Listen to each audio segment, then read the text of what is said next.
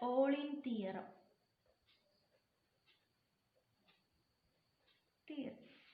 Trade തിയറിയെ പറ്റി classical തിയറിയിൽ നിന്ന് പുതിയൊരു ഡൈവേർഷനാണ് ഈ തിയറി കൊണ്ടുവന്നത്. ഡേവിഡ് റിക്കാർഡോ തൻ്റെ കമ്പാറ്റീവ് അഡ്വാൻറ്റേജ് തിയറിയിൽ പല ചോദ്യങ്ങൾക്കും ഉത്തരം നൽകാൻ കഴിഞ്ഞില്ല. ആ ചോദ്യങ്ങൾക്കെല്ലാം ഉത്തരം നൽകിക്കൊണ്ടാണ് 20ാം നൂറ്റാണ്ടിൻ്റെ തുടക്കത്തിൽ ഏർലി 20th സെഞ്ചുറിയിൽ ഹെലി എക്ഷിറും ബെർട്ടിൽ ഓളിൻ എന്ന് പറയുന്ന രണ്ട് Swedish economist HECS-rolling theory introduce ചെയ്തത്. രണ്ട് ചോദ്യങ്ങൾക്ക് റിക്കാർഡോ നൽകാതെ പോയ രണ്ട് ചോദ്യങ്ങൾക്ക് ഉത്തരമാണ് അവർ നൽകിയത്. ഫസ്റ്റ് വൺ, കമ്പാറ്റീവ് അഡ്വാൻറ്റേജ് ഉണ്ടെന്ന് ഡേവിഡ് റിക്കാർഡോ പറഞ്ഞു. എന്നാൽ ആ കമ്പാറ്റീവ് അഡ്വാൻറ്റേജിനെ ഡിറ്റർമൈൻ ചെയ്യുന്ന എന്തൊക്കെയാണെന്ന് ഡേവിഡ് റിക്കാർഡോ പറഞ്ഞില്ല. ഈ ഡിറ്റർമൈൻ ചെയ്യുന്നത് എന്തൊക്കെയാണെന്നുള്ളതിന് മറുപടി നൽകിയത് ഹെക്സ്-റോളിംഗ് തിയറിയാണ്. രണ്ടാമതായി ഫാക്ടേഴ്സ് ഓഫ് ഇൻപുട്ട് ഇന്റർനാഷണൽ ട്രേഡിൽ എങ്ങനെയാണ് ഇഫക്റ്റ് അല്ലെ അതിൻ്റെ റോൾ എങ്ങനെയാണ് എന്നത് എക്സ്പ്ലെയിൻ ചെയ്തതും ഈ തിയറിയിലാണ്. ഇഫക്റ്റ് എന്താണെന്ന് പറഞ്ഞു. ഫാക്ടേഴ്സിനെ ഇൻട്രൊഡ്യൂസ് ചെയ്തുകൊണ്ട് തന്നെ ഈ തിയറി ക്ലാസിക്കൽ തിയറിയിൽ നിന്ന് വ്യത്യസ്തമാണ്. അല്ലെങ്കിൽ പുതിയൊരു വഴിത്തിരിവാണ് ട്രേഡ് തിയറിയിൽ തന്നെ. അല്ലെങ്കിൽ ട്രേഡിലുള്ളൊരു കൺസെപ്റ്റിൽ പുതിയൊരു കൺസെപ്റ്റാണ് ഫാക്ടർ പ്രൊപ്പോർഷൻ. ഫാക്ടേഴ്സിനെ കുറിച്ച് തന്നെ പറയുന്നുണ്ട്. അതുകൊണ്ട് ഇതിന് ഫാക്ടർ പ്രൊപ്പോർഷൻ തിയറി എന്നോ അഥവാ ഫാക്ടർ എൻഡോമെന്റ് മോഡൽ എന്നോ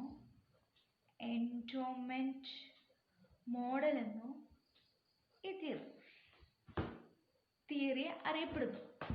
ഹെക്സ്-റോളിൻ ഇൻട്രൊഡ്യൂസ് ചെയ്തതുകൊണ്ട് ഇതിനെ ഷോർട്ടായി HO തിയറി എന്നും അറിയപ്പെടുന്നുണ്ട്. അപ്പോൾ പ്രധാനമായും 3 രീതിയിലാണ് ഇത് അറിയപ്പെടുന്നത്.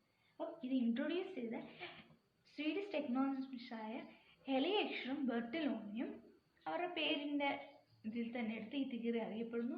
ഹെക്സ്-റോളിൻ തിയറി എന്നറിയപ്പെടുന്നു. ഇതിനെ ഷോർട്ടായി HO തിയറി എന്നും.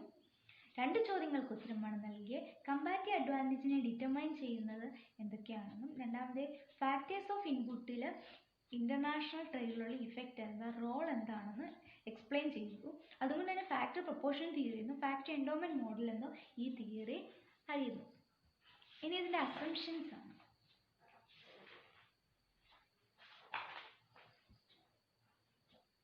Assumptions.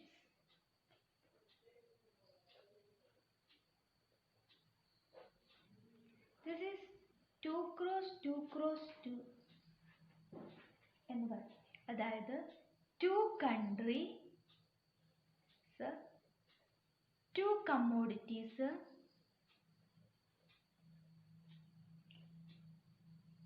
2 factors. അതുകൊണ്ടാണ് ടെക്നോളജി എല്ലാം ഐഡന്റിക്കലാണ്, സെയിം ആണ്. പിന്നെ കമ്മോഡിറ്റി എക്സിനെ ലേബർ ഇൻറ്റൻസീവായിട്ടും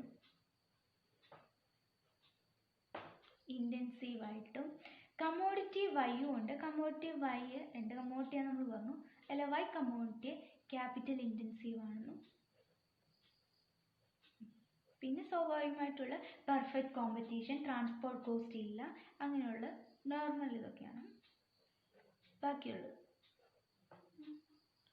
ഇനി എക്സ്പ്ലനേഷനിലേക്ക് കടക്കുമ്പോൾ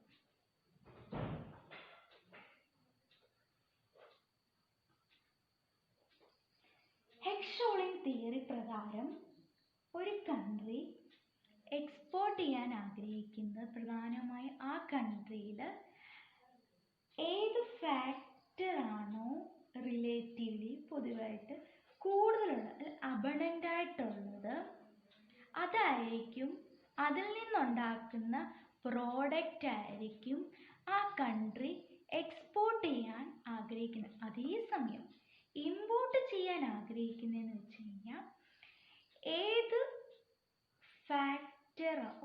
ഫാക്ടേഴ്സ് ഓഫ് ഇൻപുട്ട് എന്ന് വെച്ച് കഴിഞ്ഞാൽ നമുക്കറിയാം ലാൻഡ്, ലേബർ, ക്യാപിറ്റൽ, ഓർഗനൈസേഷൻ ഉണ്ട്. അപ്പം അതിൽ ഏതാണോ കുറവ്, റിലേറ്റീവ്ലി ഫ്യൂവർ അല്ല സ്കേഴ്സ് ഉള്ളത്, ആ പ്രോഡക്റ്റ് അവർ ഇമ്പോർട്ട് ചെയ്യാനായിട്ട് സാധിക്കും. സപ്പോസ് ഇപ്പം നമുക്കറിയാം അമേരിക്ക എന്ന് പറയുന്ന ഒരു കൺട്രി എന്ന് പറഞ്ഞു കഴിഞ്ഞാൽ അത് തീർച്ചയായും ക്യാപിറ്റൽ ഇൻറ്റൻസീവ്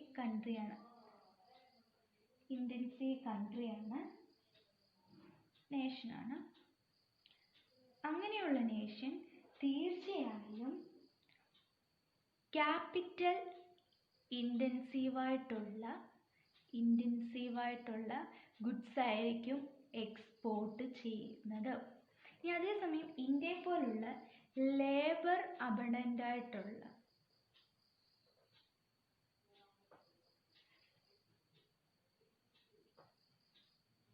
നേഷനാണെങ്കിൽ തീർച്ചയായും അതിൻ്റെ ലേബറിനെ ആയിരിക്കും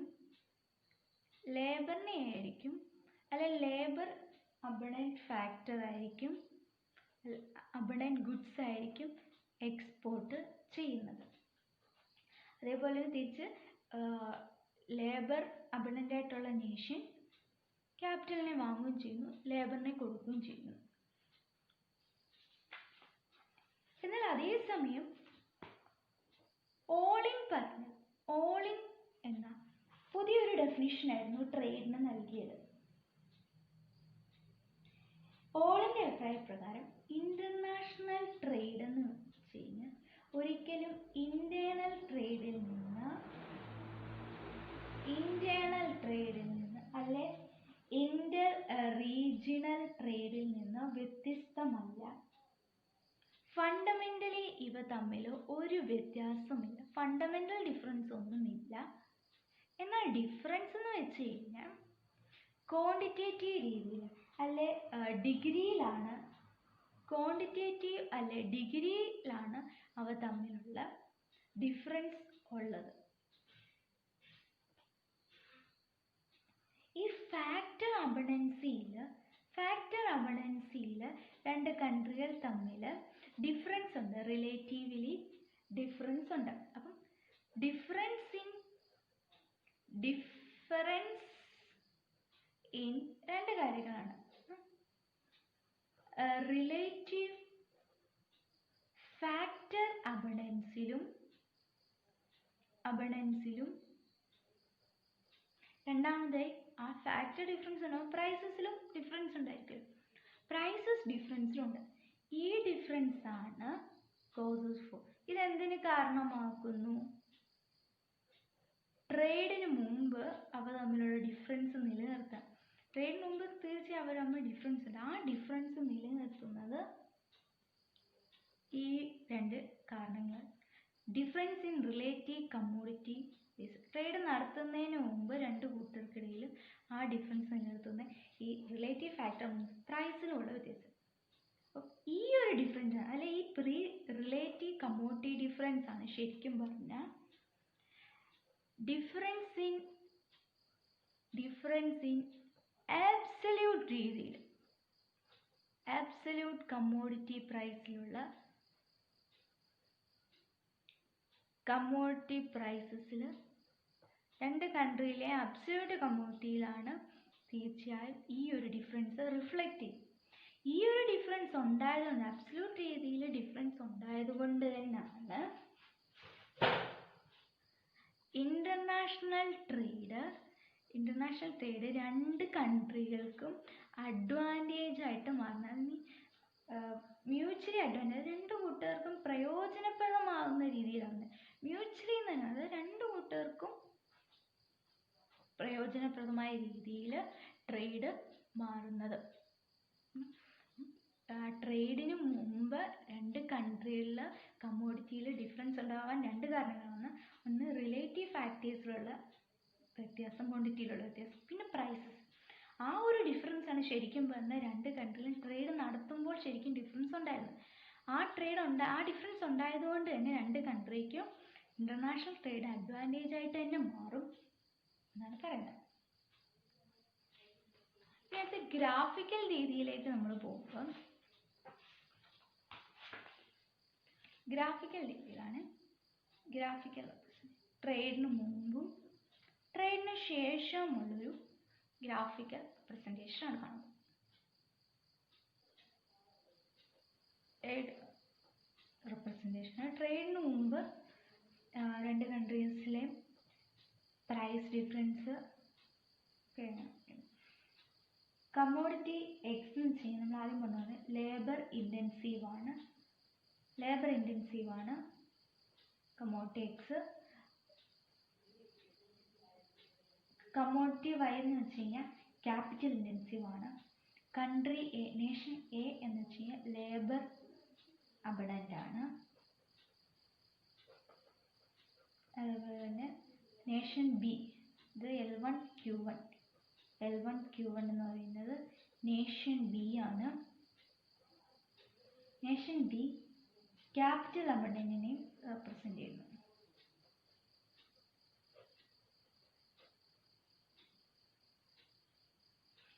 രണ്ടുപേർക്കും ടേസ്റ്റും പ്രിഫറൻസും സെയിം ആണെന്ന് നമ്മൾ അസംഷൻ തന്നെ പറഞ്ഞു കഴിഞ്ഞു. അതുകൊണ്ടാണ് കോമൺ ആയിട്ടുള്ള IC1 എന്ന് പറയുന്ന ഒരു ഇൻഡിഫറൻസ് കർവ് ഉണ്ടായിരിക്കുന്നത്. ടേസ്റ്റുകളെല്ലാം ഒന്നാണ്. നമുക്ക് ഈ തിയറി കാണാൻ സാധിക്കുന്നത് IC1 എന്ന് പറയുന്നത് കൺട്രി LQ എന്ന് പറയുന്ന കൺട്രി നേഷൻ എയുടെ പ്രൊഡക്ഷൻ പോസിബിലിറ്റി ഫോണ്ടിയറായ M വെച്ചും കൺട്രി ബിക്ക് N വെച്ചും ഇക്വിലിബ്രിയത്തിൽ എത്തുന്നു. അതായത് IC1 എന്ന് പറയുന്നത് ടാൻജന്റ് ടു ആർക്കൊക്കെ? നേഷൻ എയുടെ പ്രൊഡക്ഷൻ പോസിബിലിറ്റി ഫോണ്ട് ചെയ്യുന്നു. നേഷൻ ബിയുടെ PPF പ്രൊഡക്ഷൻ പോസിബിലിറ്റി. ഇത് അറ്റ് M വെച്ചാണ് മീറ്റ് ചെയ്യുന്നത്. M വെച്ചു. ഇതെന്ന് പറയുന്ന അറ്റ് N വെച്ചു കണ്ടുകൊണ്ടിരുന്നു. ഇവ രണ്ടും ഒരു ഇക്വിലിബ്രിയത്തിൽ എത്തിയെന്നുണ്ട്. ഇക്വിലിബ്രിയം ലെവൽ അറ്റൈൻ ചെയ്യാൻ സാധിക്കുന്നു. എന്തിന്? പ്രൊഡക്ഷനിലും കൺസപ്ഷനിലും ഇവ രണ്ടും മൂലമാണ് ഒരു ഇക്വിലിബ്രിയം അറ്റൈൻ ചെയ്യാൻ സഹായിക്കുന്നത്. ഇനി PAയും PBയും എന്ന് വെച്ച് കഴിഞ്ഞാൽ രണ്ട് കൺട്രിയിലെ റിലേറ്റീവ് കമ്മോഡിറ്റി പ്രൈസസ് ആണ് PAയും PB എന്നും പറയുന്നത്. രണ്ടുപേർക്കും ടേസ്റ്റ് ഒന്നാണെങ്കിലും പ്രിഫറൻസും എല്ലാം ഒന്ന് തന്നെ. അതുകൊണ്ടാണ് IC1. എന്നാൽ അവർ രണ്ടുപേരുടെയും പ്രൈസ് ഒരു വാണിജ്യം നടക്കുന്ന ട്രേഡ് നടക്കുന്ന രണ്ട് പോയിന്റിലാണ്, അല്ലെങ്കിൽ ഇക്വിലിബ്രിയം നടക്കുന്ന രണ്ട് പോയിന്റിലാണ്. ഇനി ട്രേഡിന് ശേഷമുള്ള ആഫ്റ്റർ ട്രേഡിന് ശേഷമുള്ളൊരു ഗ്രാഫാണ് ഇതിനകത്ത് കാണിക്കുന്നത്. കമ്മോഡിറ്റി എക്സ് ലേബർ ഇൻറ്റൻസീവ് ആണ്. കമ്മോഡിറ്റി വൈ ക്യാപിറ്റൽ ഇൻറ്റൻസീവ് ആണ്. നേഷൻ എ എന്ന് വെച്ച് കഴിഞ്ഞാൽ നമുക്കറിയാം. ഇതെന്ന് വെച്ച് കഴിഞ്ഞാൽ രണ്ടുപേരും ട്രേഡ് നടത്തുമ്പോൾ നേഷൻ എ തങ്ങളുടെ കമ്മോഡിറ്റി എക്സ് ആണെങ്കിൽ നേഷൻ എ തങ്ങളുടെ കമ്മോഡിറ്റി എക്സ് എക്സ്പോർട്ട് ചെയ്യുന്നു. പകരം കമ്മോഡിറ്റി വൈ വാങ്ങുന്നു. അങ്ങനെ അവർ ഇത്രയും എക്സ് നേരത്തെ കൺസ്യൂം ചെയ്യുന്നുണ്ടായിരുന്നെങ്കിൽ അവർ എക്സ് നേഷൻ ബിക്ക് നൽകിയിട്ട് ഇത്രയും മാത്രം ചെയ്തു. എന്നിട്ട് അവർ കോമൺ ഇൻഡിഫറൻസ് കർവ് അല്ലെ ഒരു സാറ്റിസ്ഫാക്ഷൻ ലെവൽ തന്നെ ഇയിലെത്തുന്നു. അതേപോലെ തന്നെ കമ്മോഡിറ്റി വൈ അഥവാ നേഷൻ ബിയിലും ഇത് തന്നെയാണ്. തങ്ങൾ ഇത്രയും ആണ് L1 Q1 എന്ന് പറഞ്ഞാൽ ഹൈ ലെവലിലാണ് കമ്മോഡിറ്റി വൈ ഇത്ര L1 ഓളം എടുക്കുന്നുണ്ടെങ്കിൽ കൺട്രി DQ അവർ എക്സ്പോർട്ട് ചെയ്യുന്നു.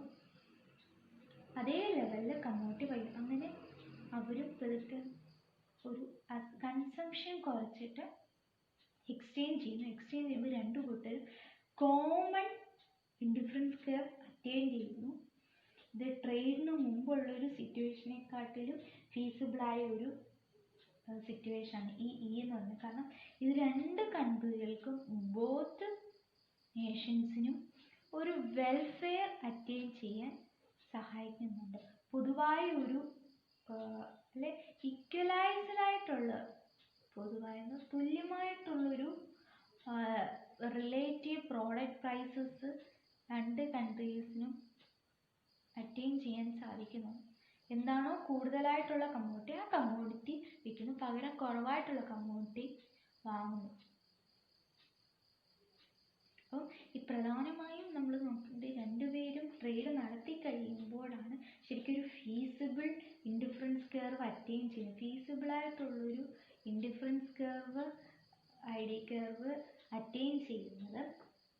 അതുകൊണ്ട് തന്നെ രണ്ടുപേർക്കും കോമൺ ആയിട്ട് അപ്പോൾ ടേസ്റ്റ് ആൻഡ് പ്രിഫറൻസ് നേരത്തെ കോമൺ ആയിരുന്നു. എന്നാൽ അവർക്ക് റിലേറ്റീവ് പ്രൈസസ് ഉള്ള ഡിഫറൻസ് മൂലം ആ ടേസ്റ്റ് ആൻഡ് ഡിഫറൻസ് രണ്ട് വഴിയായിട്ട് മാറിപ്പോകുന്നു. എന്നാൽ ട്രേഡ് നടത്തി കഴിയുമ്പോൾ ഇത് ഒരുമിച്ചാവും.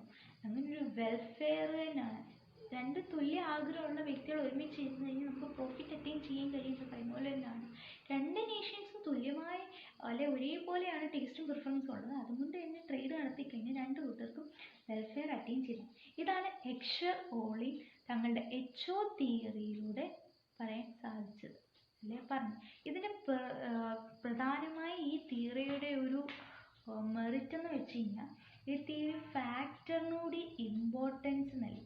ഫാക്ടർ അപ്രകാരമായിരിക്കണമെന്ന് അവർ നല്ലൊരു ഇമ്പോർട്ടൻസ് നൽകിയിട്ടുണ്ട്. അതേപോലെ തന്നെ കമ്പാരിറ്റീവ് കോസ്റ്റിൽ എന്താണ് ശരിക്കും പറഞ്ഞാൽ ഡിഫറൻസിനുള്ള കാരണം, ആ കോസ്റ്റിന് ഡിഫറൻസ് ഉണ്ടെന്ന് റിക്കാർഡ് പറഞ്ഞു. ആ ഡിഫറൻസിന് ശരിക്കുള്ള കാരണം എന്താണെന്ന് എക്സ്പ്ലനേഷൻ നൽകി. ഒരു സാറ്റിസ്ഫാക്ടറി ലെവലിൽ എക്സ്പ്ലനേഷൻ നൽകാൻ ഇവർക്ക് ഇവരെ കൊണ്ട് സഹായിച്ചു. അതേപോലെ തന്നെ ഒരു ഫാക്ടർ മാർക്കറ്റിൻ്റെ റോള് ഇവിടെ പറഞ്ഞിട്ടുണ്ട്. എല്ലാവരും പ്രോഡക്റ്റ് മാർക്കറ്റിൻ്റെ റോള് മാത്രമേ ഫാക്ടേഴ്സിൻ്റെ ഇനിഷ്യൽ ലെവലോട്ടുള്ളൊരു ക്യാരക്ടർ പറയാൻ ഇവരെ കൊണ്ട് സാധിച്ചു. പിന്നെ ഓളിൻ്റെ വലിയൊരു പ്രസ്താവനയായിരുന്നു ഇൻ്റർനാഷണൽ ട്രേഡ് എന്ന് പറഞ്ഞു കഴിഞ്ഞാൽ. ഇൻ്റർനാഷണൽ ട്രേഡ് എന്ന് പറഞ്ഞു കഴിഞ്ഞാൽ ഒരിക്കലും ഇൻ്റർ റീജിയണൽ ട്രേഡിൽ നിന്ന് വ്യത്യസ്തമല്ല. തികച്ചും അവ രണ്ടും ഫണ്ടമെൻ്റലി രണ്ടും സെയിം ആണ്. എന്നാൽ ക്വാണ്ടിറ്റേറ്റീവ് അല്ലെ ഡിഗ്രി ലെവലിലാണ് അവ തമ്മിലുള്ള ആ ഒരു ഡിഫറൻസ് എന്ന് പറയുന്നത്. എന്നിരുന്നാലും ഇതിന് വലിയൊരു ഡിമെറിറ്റ് എന്ന് പറയുന്നത് ഈ തിയറി എംപിരിക്കൽ രീതിയിൽ സ്റ്റഡി ചെയ്തപ്പോൾ ലിയോൺ ടിഫ് എന്ന് പറയുന്ന എക്കണോമിസ്റ്റ് എംപിരിക്കൽ രീതിയിൽ സ്റ്റഡി നടത്തിയപ്പോൾ ഇതിനൊരു ഓപ്പോസിറ്റ് രീതിയിലാണ് റിസൾട്ട് കിട്ടിയത്. ഇതിൻ്റെ ഒരു വലിയൊരു ഡിഫിക്കൽട്ടാണ് ഇത് കണക്കാക്കുന്നത്. HO theory.